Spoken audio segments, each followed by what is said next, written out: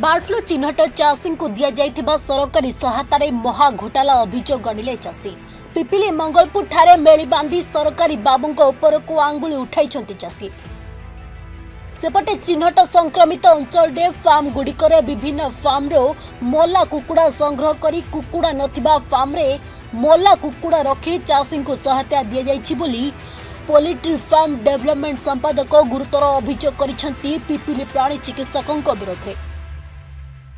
आवलपुर अंचल में व्यापक दुर्नीति होइथिबा अभियोग आनी यार सत्य अनुसंधान सापेक्ष बोली कहते जो कुकुड़ा फार्म रे कुकुड़ा नहांती अन्य फार्म रो मल्ला कुकुड़ा और दाना नहीं सेठारे रखी तार फेक वीडियो और फोटो उठाई अयोग्य हिताधिकारी को सहायता प्रदान करा जाउछि। एथिरे पिपिल रो वीडियो मुख्य माध्यम साजिथिला बेले वीडियो किछि ट्रेडर को ठारू मोटा अर्थ नहीं चाषी पेट को लात मारुथिबा अभियोग करिसेंती। सेपटे एभली अभियोग को खंडन करिसेंती अतिरिक्त निर्देशक प्राणी चिकित्सा और प्राणीपालन। चाषी को स्वच्छता सहित सहायता राशि प्रदान करा जायछि। पिपिली ब्लॉक रे 8 जन चाषी को 6,86,720 टंका प्रदान करिछि विभाग। चाषी अभियोग रे कोनोसी सत्यता नाही।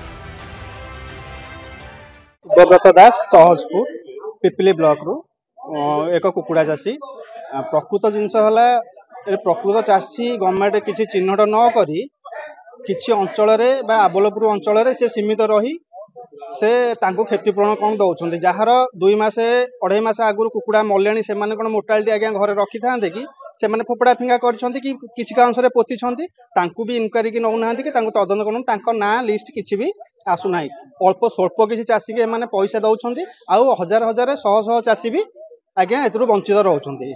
दयाकोरी यहाँ को पुंखानुपुंख तदंत करी प्रकृत चाषी मानक हक बा प्राप्य देले आमे टिके चाषी भाई माने बंचंतु बा शांति रे रुहन। विधायक तो एक कथा विधानसभा उठे आज्ञा उठे आउ जदी स्थानीय विधायक जो आसंती आज्ञा से चाषी मानक दाबी मते विधानसभा उठे आज्ञा रिंकू भाई भी चाषी रे इनक्वारी रे समस्त चाषी आसु नाहंती किछि स्वल्प अंचल रे ए जिंस सीमित रहउची किंतु पिपिली डेलांग सत्यवादी पुरी सदर ये सबू जगार भी बहुत संख्यार कुकुड़ा बर्तमान मरुँच एबे भी कुकुड़ा मड़क आज्ञा चारिआडे पड़ी भासुची केनाल ठू आरंभ करी गाँ गंडा पोखरी गड़िया सबुआड़े आज्ञा पड़ी से भल भाव जदि पुंखन भाव तदंत कर इनक्वारी करते ताहले प्रकृत चाषी चिन्हट हुए आ सबु चाषी भाई माने भी पैसा तांकर क्षतिपूरण पाते। बलियार सिंह घर घोरड़िया आ डेलांग ब्लॉक बर्तमान पीबीओ माने जो आसिक कहते आबलपुर कुकुड़ा मारुचु खाली मिछ मिछ घटना लेखिक निजे निजे सब फर्जरी करी से तो मिछ रेकर्ड मेंटेन पैसा दौरान जो चाषी प्रकृत में मरुची से सेठी मोटे तत्वाचार किसी तदारख नक सियाड़े न जाई बर्तमान खाली आबलपुर ये करी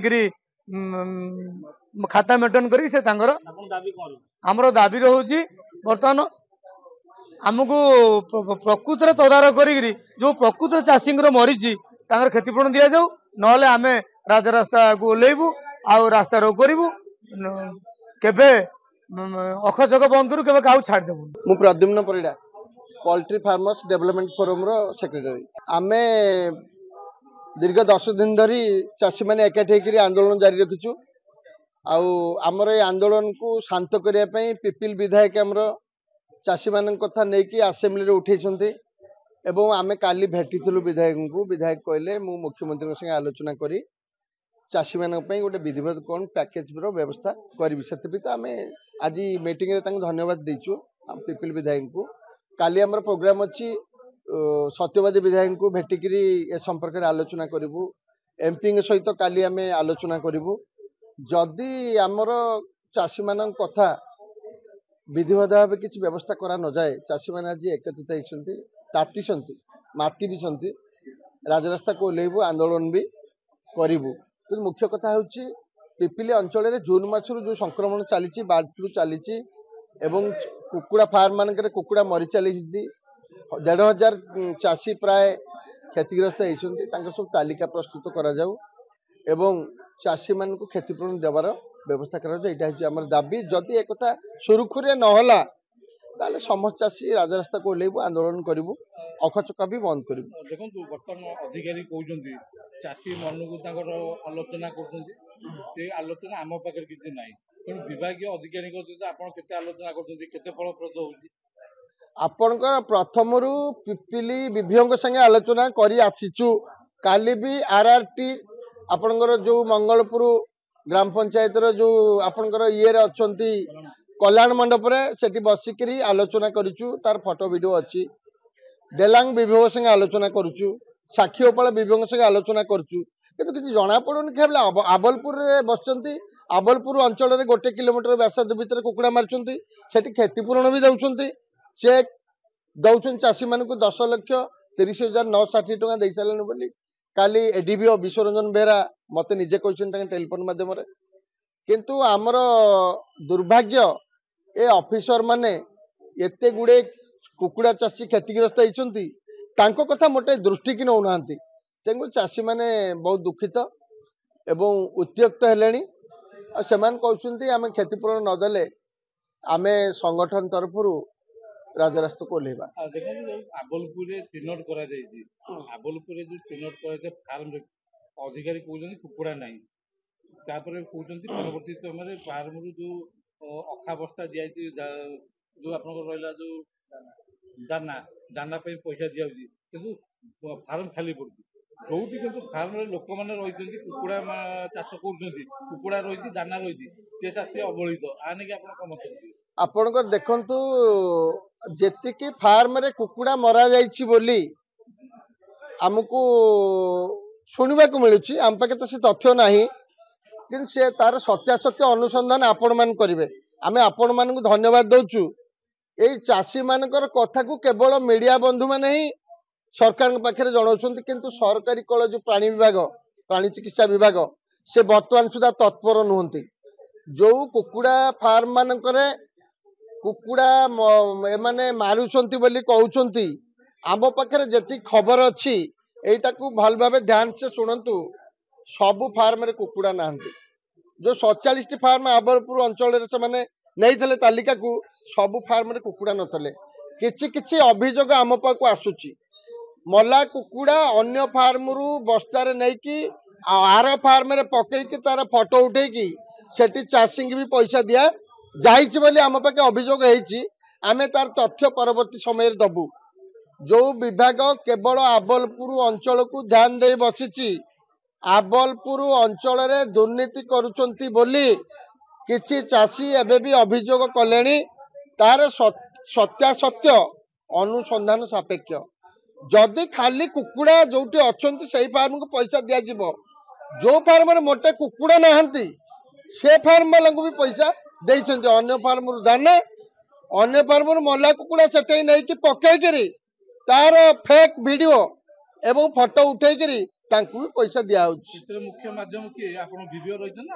ଆମ ବିଭିଓ ଏତରେ ମୁଖ୍ୟ ମାଧ୍ୟମ, କାରଣ ବିଭିଓ ନିଜେ କିଛି ଟ୍ରେଡରଙ୍କ କଥାରେ ପଡି ଏଇ ବାର୍ଡ ଫ୍ଲୁ ସଂକ୍ରମଣକୁ ଚାପିବା ପାଇଁ ପ୍ରଥମରୁ ଉଦ୍ୟମ କରି ଆଜି ନିଜେ ବିଫଳ ହେଇଛନ୍ତି। ଯେତେବେଳେ ଆବଲପୁର ଅଞ୍ଚଳରୁ ସାମ୍ପୁଲ ଯାଇକରି ପଜିଟିଭ ଆସିଲା, ସେତେବେଳେ ବିଭିଓ ରାସ୍ତାକୁ ଓହ୍ଲେଇଲେ। କିନ୍ତୁ ପ୍ରମୁଖ କାରଣ ହେଉଛି କିଛି ଟ୍ରେଡରଙ୍କ କଥାରେ ପଡି ବିଭିଓ ଏ କଥାକୁ ଚପେଇବା ପାଇଁ ଉଦ୍ୟମ କରିଥିଲେ। କାରଣ ଟ୍ରେଡରଙ୍କ ଠାରୁ ଏ ଭଲ ପଇସା ପାଉଛନ୍ତି, ତାଙ୍କର ବ୍ୟବସାୟ କେମିତି ଠିକରେ ଚାଲିବ ସେଥିପାଇଁ ବେଶ ଉଦ୍ୟମ କରୁଛନ୍ତି, ଚାଷୀଙ୍କ ପାଇଁ କିଛି ଉଦ୍ୟମ କରୁ ନାହାନ୍ତି। ମୋ ନାଁ ଅଶୋକ କୁମାର ତ୍ରିପାଠୀ, ଆମ ଘର ଲକ୍ଷ୍ମୀପୁର, ପିପିଲି ବ୍ଲକ। ଯଦି କହିବା ଯୋଉଠି ବର୍ତ୍ତମାନ ସଂକ୍ରମିତ ଏରିଆ କରାଯାଇଛି ତା ବାଦରେ ଯୋଉଠି କୁକୁଡ଼ା ମରୁଛି, ଆପଣ କେତେ ଥର ଗଲେଣି କହିଲେ କଣ ସବୁ କହୁଛନ୍ତି? ମୁଁ 2 ଥର ଯାଇଛି, ମୋ ନାଁ ଫାଁ ଟିପିକି ରଖିଛନ୍ତି। 2 ଥର ବି ଆସିଥିଲେ ଫାର୍ମ ବୁଲିକି ଗଲେ, କହିଲେ ସାମ୍ପୁଲ ନେବୁ ପଠେଇଦେବେ ସାର୍ଙ୍କୁ। ଆଉ ସାମ୍ପୁଲ ପାଇଁ କେହି ଆସିଲେନି। 5 ଦିନ ଭିତରେ ସମସ୍ତ ଫାର୍ମ ସବୁ କୁକୁଡ଼ା ମରିଗଲେ। ସବୁଦିନ ତାକୁ ଗାତ ଖୋଳିକି ମୁଁ ପୋତିଛି। ତାପରେ ଯୋଉ GPS କ୍ୟାମେରା ଫଟୋ କରିକି ବି ରଖିଛୁ। ଆଉ କେହି ସାମ୍ପୁଲ ପାଇଁ ବି ଆସିଲେନି, ସବୁ ଫାର୍ମ ସଫା। ମୁଁ ଏତିକି ଡିମାଣ୍ଡ କରୁଛି ସେମାନେ ଫାର୍ମ ଭିଜିଟ୍ କରନ୍ତୁ। ଗୋଟେ ସହାୟତା ରାଶି ଯେମିତି ଫନି ସମୟରେ ଗଭର୍ଣ୍ଣମେଣ୍ଟ ତରଫରୁ ମିଳିଥିଲା ସେମିତି ସହାୟତା ରାଶି ଦିଆଯାଉ। ନଚେତ ଅସୁବିଧା, ନହେଲେ ଷ୍ଟ୍ରାଇକ୍ ବିଭିନ୍ନ କରାଯିବ, ନହେଲେ କେମିତି ନହେଲେ ଫାର୍ମ ଚାଲିପାରିବନି, ବହୁତ ଅସୁବିଧା। କିନ୍ତୁ କେହି ଯାଉନାହାନ୍ତି ବି ଗୋଟେ ସାମ୍ପୁଲ କଲେକ୍ସନ କରିବା ପାଇଁ ବି କିଛି କରିବା ପାଇଁ। ଆପଣଙ୍କର କେତେ କୁକୁଡ଼ା? 2000 କାପାସିଟିର ଫାର୍ମ ଥିଲା। ସମସ୍ତ କୁକୁଡ଼ା 5 ଦିନ ଭିତରେ ସବୁ ମରିଗଲେ।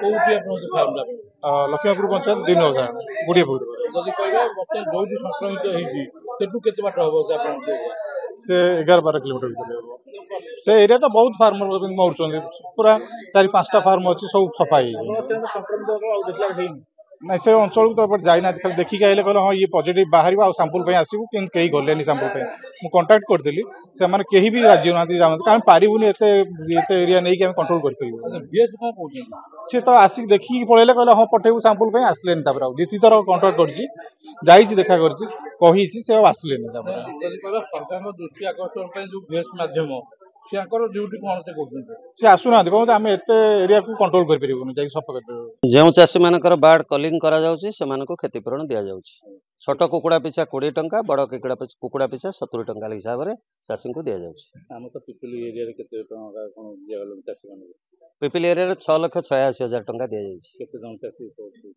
ଚାଷୀ 6-7 ଜଣ ଚାଷୀଙ୍କୁ ଦିଆଯାଇଛି ଯୋଉ କଥା କହୁଛି ଦାନା ବି ଯୋଉଠି ରହିଛି ତାର ମଧ୍ୟ କେତେ ଟଙ୍କା ଦାନା ପ୍ରତି କ୍ୱିଣ୍ଟାଲ ପିଛା 12,000 ଟଙ୍କା ଦିଆଯାଉଛି ମାନେ କିଛି ଚାଷୀ ଦାନା ପାଇଁ ପଇସା ଦିଆଗଲା ନା ଦିଆଯାଇନି କୁକୁଡ଼ା ଯେତିକି ଏବଂ ଦାନା ଯାହା ହେଇଛି ତା ବାବଦରେ ପଇସା ଦିଆଗଲାଣି ଟୋଟାଲ ପିପିଲି ଆଉ ସତ୍ୟବାଦୀ ବ୍ଲକରେ କେତେ ଟଙ୍କା ଚାଷୀମାନେ ପାଇଲେଣି ସହାୟତା ସତ୍ୟବାଦୀ ବ୍ଲକ କଥା ମୁଁ କହିପାରିବି ନାହିଁ ପିପିଲି ବ୍ଲକରେ ଆମେ 6,86,000 ଟଙ୍କା ଦେଇଛୁ ଦେଖନ୍ତୁ ଗୋଟେ ଗୁରୁତର ଅଭିଯୋଗ ଚାଷୀମାନେ ଆଜି ଆଣିଛନ୍ତି ଯୋଉ ଚାଷୀମାନଙ୍କୁ ସହାୟତା ଆପଣମାନେ ପ୍ରଦାନ କରୁଛନ୍ତି ସେଠି ମଲା କୁକୁଡ଼ା ନେଇକି କୁଆଡ଼େ ତାଙ୍କ ଫାର୍ମରେ ରଖିଛନ୍ତି ଆଉ ସେ ମଲା କୁକୁଡ଼ା ଫଟୋ ଉଠେଇକି ଆପଣମାନେ ତାଙ୍କୁ ସହାୟତା ପ୍ରଦାନ କରୁଛନ୍ତି ସମ୍ଭବ ନୁହେଁ ଏଭଳି କାମ ସମ୍ଭବ ନୁହେଁ ଆଜିରେ କଣ ସତ୍ୟାସତ୍ୟ ରହିଛି ଏବଂ କଣ ଆପଣ ସତ୍ୟାସତ୍ୟ ଆମ ପାଖରେ ରେକର୍ଡ ରହିଛି ପ୍ରତିଦିନ କେତେ ଆମେ ବାର୍ଡ କଲିଂ କରୁଛୁ ତାର ଡେଲି ରିପୋର୍ଟ ପ୍ରଦାନ କରୁଛୁ ଏବଂ ସେଇ ଡେଲି ରିପୋର୍ଟ ହିସାବ ଅନୁସାରେ ପଇସା ପେମେଣ୍ଟ କରାଯାଉଛି ଯୋଉ ଚାଷୀଙ୍କର ଯୋଉ ଅଭିଯୋଗ ରହୁଛି କି ଚାଷୀ ନେତାଙ୍କର ଯୋଉ ଅଭିଯୋଗ ରହୁଛି ୟା ଉପରେ ଆପଣ କଣ କହିବେ ନାଇଁ ସେଇଟା ସେ ଭୁଲ ତଥ୍ୟ କିଛି ପାଇଛନ୍ତି କିନ୍ତୁ ସେମିତି କିଛି କରାଯାଉ ନାହିଁ ସେ କହୁଛନ୍ତି